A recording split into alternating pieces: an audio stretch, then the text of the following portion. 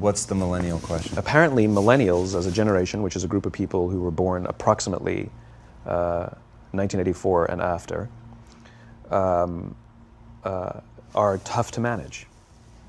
And they're accused of being entitled and narcissistic and self-interested, unfocused, lazy.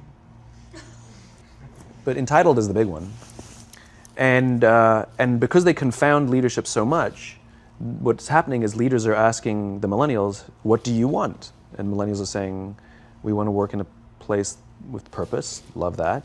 We want to make an impact, you know, whatever that means. We want free food and beanbags. And so somebody articulates some sort of purpose, there's lots of free food and there's beanbags, and yet for some reason, they're still not happy. And that's because they're missing, there's a missing piece. What I've learned is that I can break it down into 4 pieces, right? There are four things, 4 characteristics.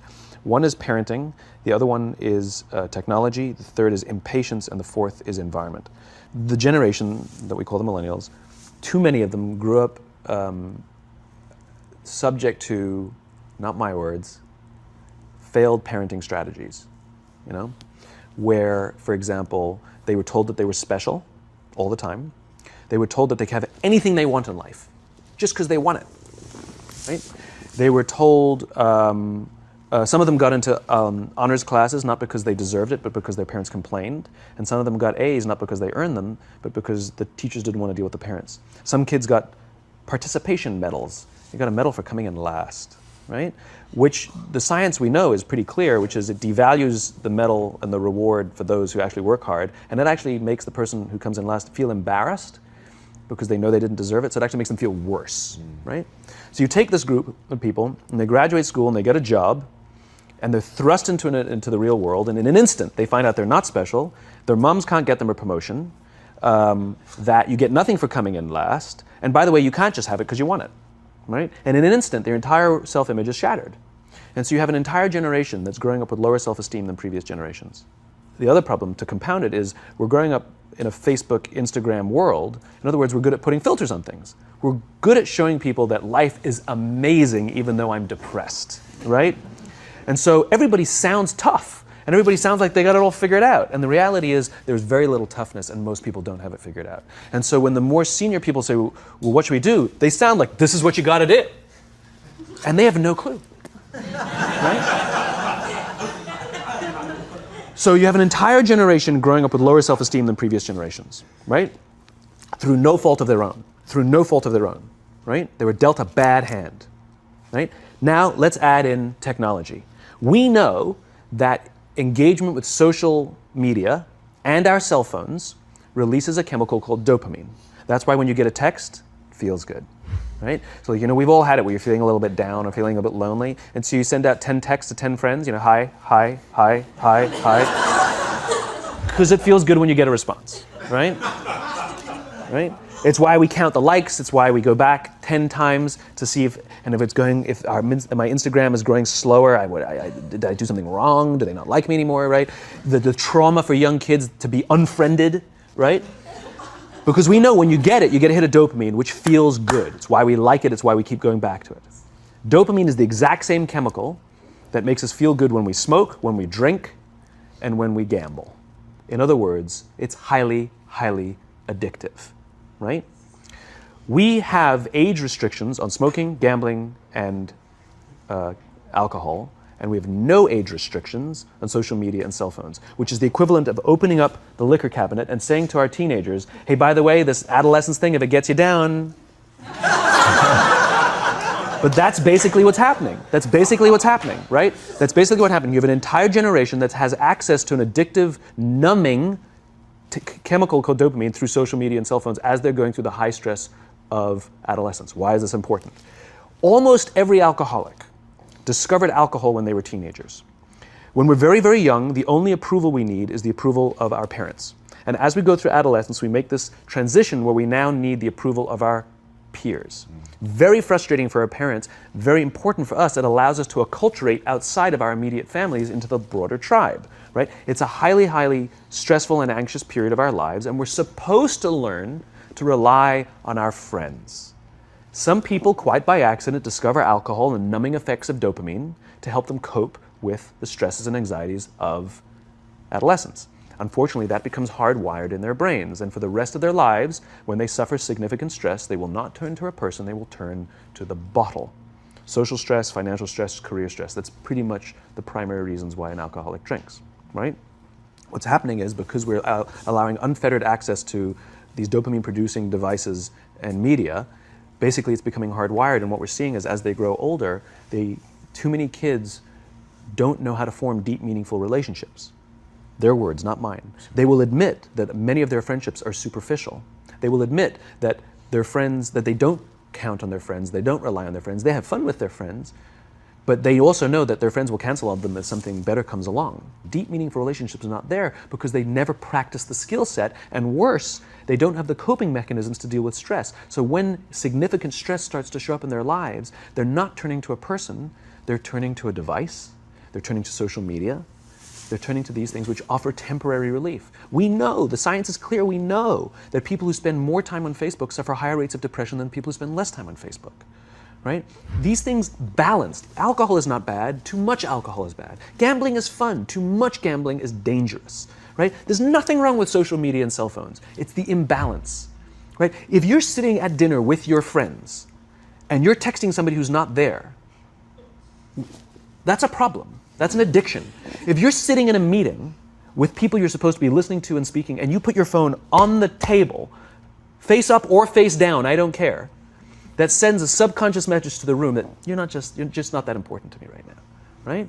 That's what happens. And the fact that you cannot put it away is because you are addicted, right? If you wake up and you check your phone before you say good morning to your girlfriend, boyfriend, or spouse, you have an addiction. And like all addiction, in time, it'll destroy relationships, it'll cost time, and it'll cost money, and it'll make your life worse, right?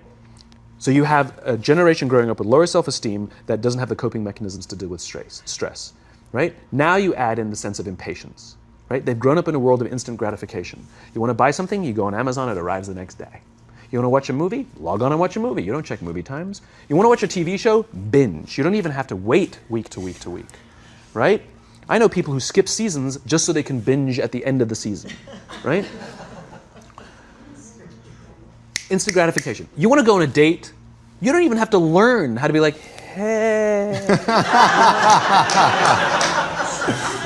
You don't even have to learn and practice that skill. You don't have to be the uncomfortable one who says yes when you mean no and says no when you mean no, and yes when you don't have to swipe right. Bang, I'm a stud. Right? You don't have to learn the social coping mechanisms, right? Everything you want, you can have instantaneously. Everything you want, instant gratification, except job satisfaction and strength of relationships. There ain't no app for that. They are slow, meandering, uncomfortable, messy processes. And so I keep meeting these wonderful, fantastic, idealistic, hardworking, smart kids. They've just graduated school. They're in their entry-level job. And I sit down with them and I go, how's it going? They go, I think I'm going to quit. I'm like, why? They're like, I'm not making an impact. I'm like, you've been here 8 months. You know? It's as if they're standing at the foot of a mountain and they have this abstract concept called impact that they want to have in the world, which is the summit. What they don't see is the mountain. I don't care if you go up the mountain quickly or slowly, but there's still a mountain. And so what this young generation needs to learn is patience. That some things that really, really matter, like love, or job fulfillment, joy, love of life, self-confidence, a skill set, any of these things, all of these things take time. Sometimes you can expedite pieces of it, but the overall journey is arduous and long and difficult. And if you don't ask for help and learn that skill set, you will fall off the mountain, or you will, the worst case scenario, and we're already seeing it, the worst case scenario is we're seeing an increase in suicide rates, we're seeing an increase in this generation, we're seeing an increase in accidental deaths due to drug overdoses, we're seeing more and more kids drop out of school or take leaves of absence due to depression. Unheard of. These are all, this is really bad. The best case scenario, those are all bad cases, right? The best case scenario is you'll have an entire population growing up and going through life and just never really finding joy. They'll never really find deep fulfillment in work or in life. They'll just waft through life and it'll be just, it's fine. How's your job? It's fine. The same as yesterday. How's your relationship? It's fine. Like that's the best case scenario. Which leads me to the fourth point, which is environment. Which is we're taking this amazing group of young, fantastic kids who were just dealt a bad hand. It's no fault of their own. And we put them in corporate environments that care more about the numbers than they do about the kids. They care more about the short-term gains than the long-term life of this young human being.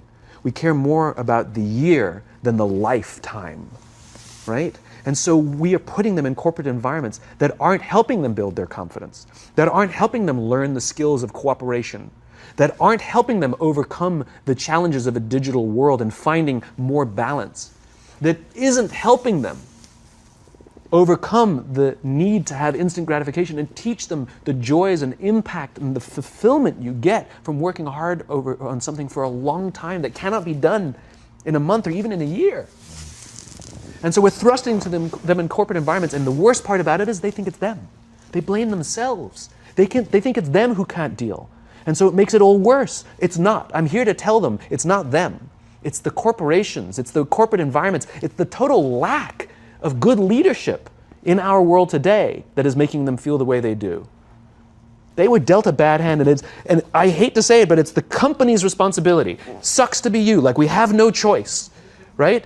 This is what we got, and I wish that society and their parents did a better job. They didn't. So we're getting them in our companies, and we now have to pick up the slack. We have to work extra hard to figure out the ways that we build their confidence. We have to work extra hard to find ways to teach them the social skills that they're missing out on.